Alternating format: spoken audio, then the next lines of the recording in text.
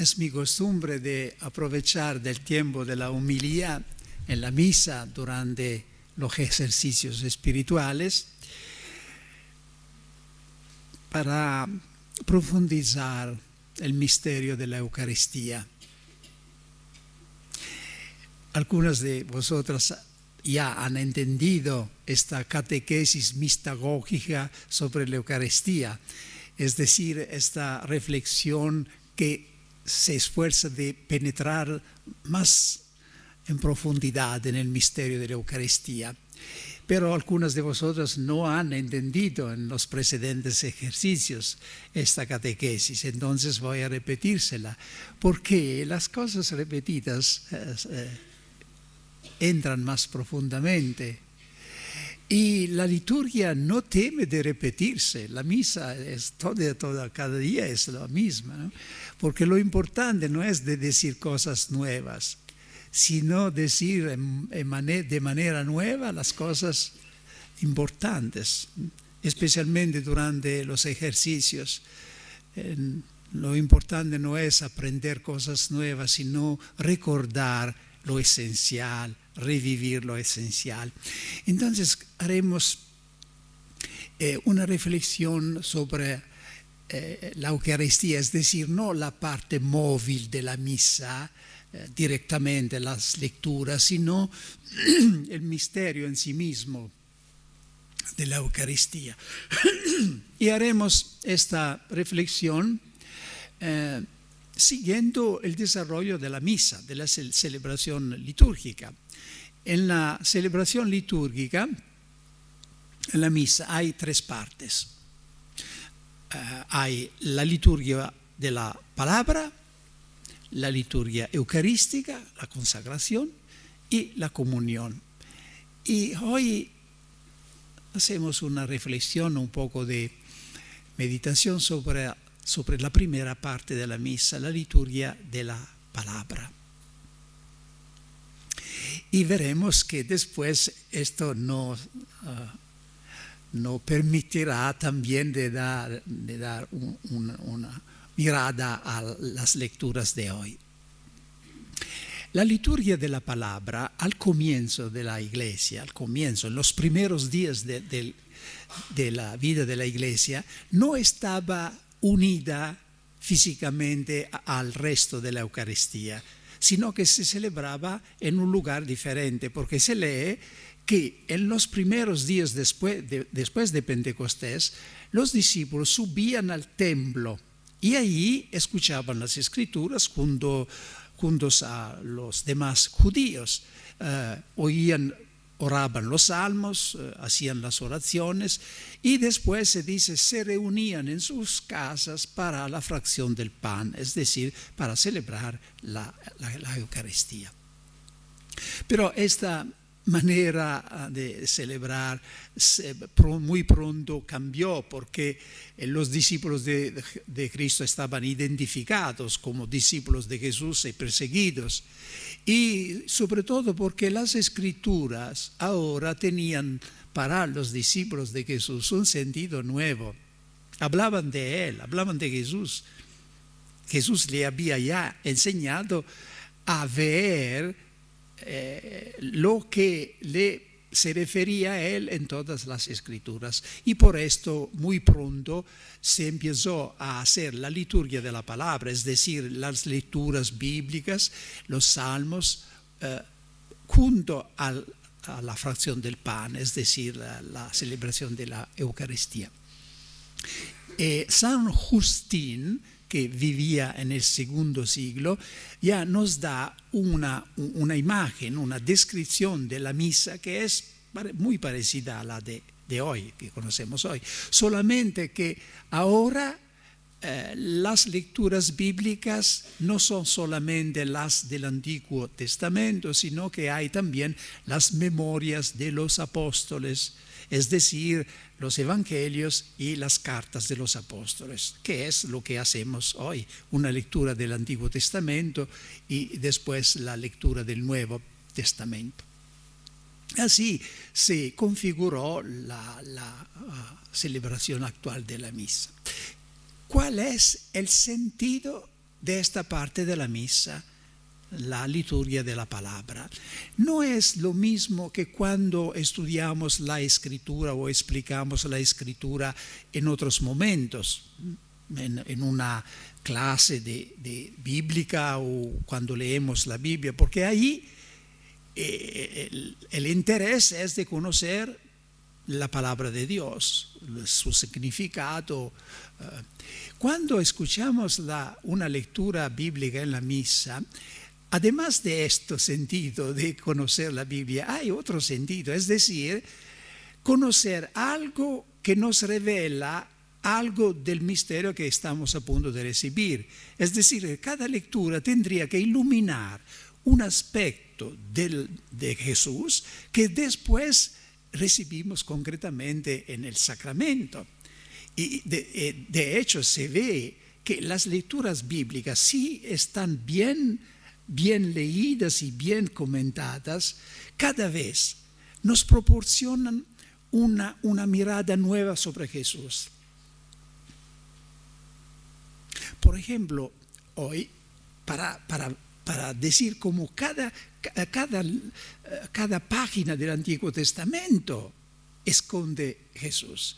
Parecía que esta descripción de la reconstrucción del templo bajo el emperador Ciro no tendría nada que ver con Jesús. En cambio, si adoptamos la manera de leer la escritura de los padres, vemos que hay una revelación sobre Jesucristo. Ahí se habla de la reedificación del templo después del exilio en Babilonia. ¿Y qué se hace? Sí, se hace una nueva versión del templo antiguo, ¿sí? De plata, de oro, entonces se sustituye un templo material a otro templo material, a lo que había construido Salomón antes, ¿no? Y así, cada vez que se renovaba el templo de Jerusalén, era un cambio material, no cualitativo, sino, por así decirlo, cuantitativo. Jesús nos dice que con él ha habido un cambio radical, porque en lugar de un templo material de oro, de plata, ahora hay su cuerpo glorificado. Destruid este templo, yo lo reconstruiré en 3 días. Y Juan comenta, él hablaba del cuerpo del templo de su cuerpo. Y de hecho, cuando Juan nos presenta a Jesús en la cruz, de cuyo lado brotaba sangre y agua, es una manera de decir, he aquí el nuevo templo, el templo profetizado por los profetas, de donde brota el agua viva.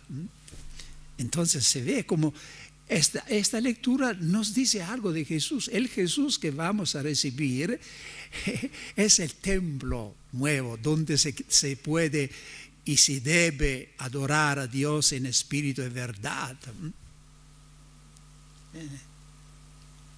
Bien, proseguimos pero la reflexión sobre la liturgia de la palabra. Primero sentido es entonces de las lecturas bíblicas en la misa, de revelarnos, enfocarnos sobre un aspecto del misterio de Jesús. Segunda característica es de actualizar la palabra. La palabra de Dios escuchada en la misa se vuelve realidad ahora. Por ejemplo, ¿me das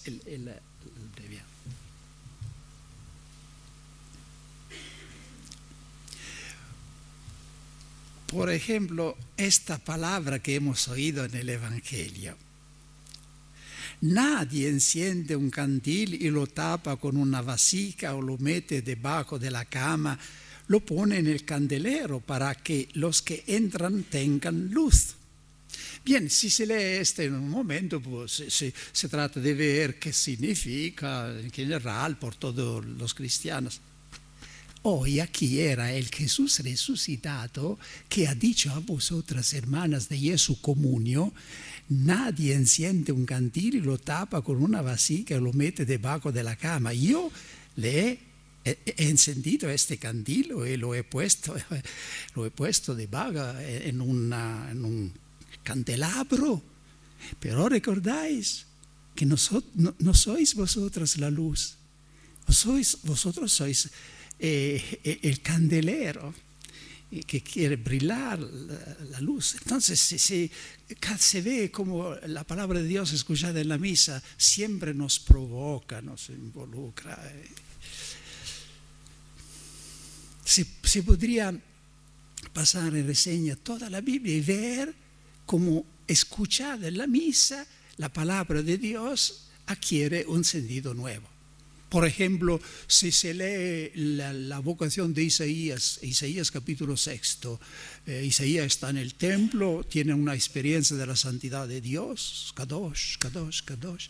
Inmediatamente se da cuenta de ser un hombre impuro y un ángel lleva un carbón ardiendo, toca sus labios y él se siente purificado, listo para ir y hablar.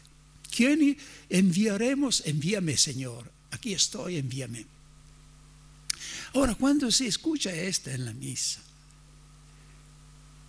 tú te das cuenta que ahora el carbón ardiendo está a punto de tocar tus labios, porque Jesús, es el que ha traído el fuego en la tierra. Entonces este carbón está a punto de limpiarte, de renovar en ti la vocación, de manera que después de recibir la Eucaristía, cada uno de nosotros, especialmente nosotros los sacerdotes, tendríamos que ser como Isaías, que dice de nuevo: aquí estoy, Señor, envíame ahora en tu nombre. Se lee otra vez la vocación de Ezequiel, que se desarrolló de esta manera.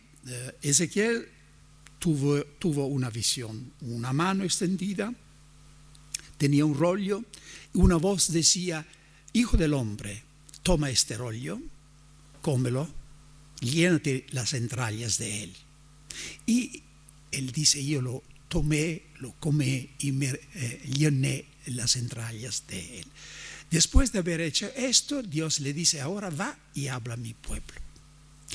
Ahora, escuchad en la misa, a mí al menos me dice algo importante. Me dice que ahora el rollo que por supuesto es la palabra de Dios, se ha hecho carne en Jesús, se ha unificado, es la palabra de Jesús.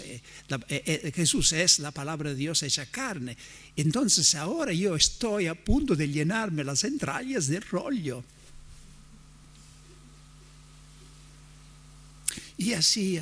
Una vez había en el Evangelio el episodio de Zaqueo, y yo sin ninguna dificultad me identificaba con todo lo que oía. Yo al primero me parecía de ser Zaqueo encima del árbol. Sí, hay muchos Zaqueos que están incluso a la misa. Estar en el árbol permitía a Zaqueo de ver todo sin ser visto. Entonces guardando toda su libertad de irse, de no estar involucrado, comprometido, ¿no? Y el Señor que decía: Zaqueo, desciende, porque yo hoy quiero venir a tu casa. Y yo me daba cuenta que recibiendo la comunión precisamente estaba a punto de pasar esto, que él que estaba a punto de venir a mi casa. Y la gente que decía alrededor: ha ido a la casa de un pecador. Y yo decía: Señor, se repite porque estás a punto de ir a la casa de un pecador. Pero al final, cuando se lee la palabra de Jesús, hoy la salvación ha llegado a esta casa. Así, después que ha recibido la comunión, la salvación ha llegado a tu casa. Y es el Espíritu Santo que nos da la capacidad, y nosotros los sacerdotes tendríamos que ayudar a la gente con palabras sencillas, no se necesita una gran elocuencia. ¿Qué puedo hacer? Hablando castellano hago más faltas que otra cosa. Pero no se necesita tanto para dar a la gente este escalofrío de la presencia del Señor. Porque la Eucaristía es esto. Es el Señor que viene en medio de nosotros. El riesgo es siempre de hacer que sea un rito repetido, una rutina. También las palabras del Señor, escuchadas en la misa, adquieren un sentido actual. Ya he dicho, esta palabra de Jesús del Evangelio de hoy estaba dicha a vosotros. He encendido un candil que sois vosotros, lo he puesto allí. Ahora tenéis la responsabilidad de ser esta luz encendida. Y tenéis que dejar pasar mi luz, porque no vosotros, yo soy la luz del mundo. Entonces, una vez, por ejemplo, ya me parece que he compartido con vosotros esta experiencia, decía la misa en un convento de monjas, de clausura, de clarisas capuchinas. Y había como evangelio el paso donde Jesús dice: los ninivitas se levantarán en el día del juicio y condenarán esta generación, porque ellos se convirtieron a la palabra de Jonás. Y ahora aquí hay más que Jonás. La reina del sur se levantará y condenará a esta generación, porque ella vino de las extremidades de la tierra para escuchar la sabiduría de Salomón. Y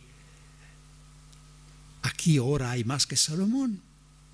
Yo me di cuenta, a pesar del hecho que había leído este paso no sé cuántas veces, me di cuenta que no era el Jesús que decía estas palabras a algunos fariseos, que era el Jesús resucitado que estaba diciendo a mí y a las monjas: no os dais cuenta que ahora aquí, frente a vosotros, hay más que Salomón, más que Jonás, más que Abraham. Y sí, me sentí el aliento cortado, porque me daba cuenta que era verdad. Porque cuando se lee la escritura, lo dice el Concilio Vaticano II, cuando se escucha la escritura en la misa, es el Señor resucitado que está hablando. Y fui talmente impresionado que después de la consagración, cuando me levanté, después de haber consagrado el pan y el vino, me vino espontáneo pararme un momento, extender mis brazos en silencio, por supuesto, y decir: ahora aquí hay más que Salomón.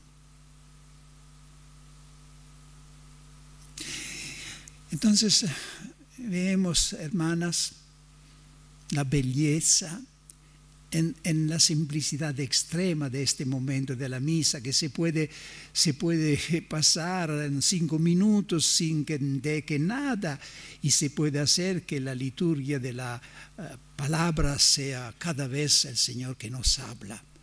Y una palabra del Señor escuchada en la misa puede ser no solamente para la jornada, a veces para la vida entera puede ser una luz encendida. Y ahora preparámonos a recibir el que nos ha hablado.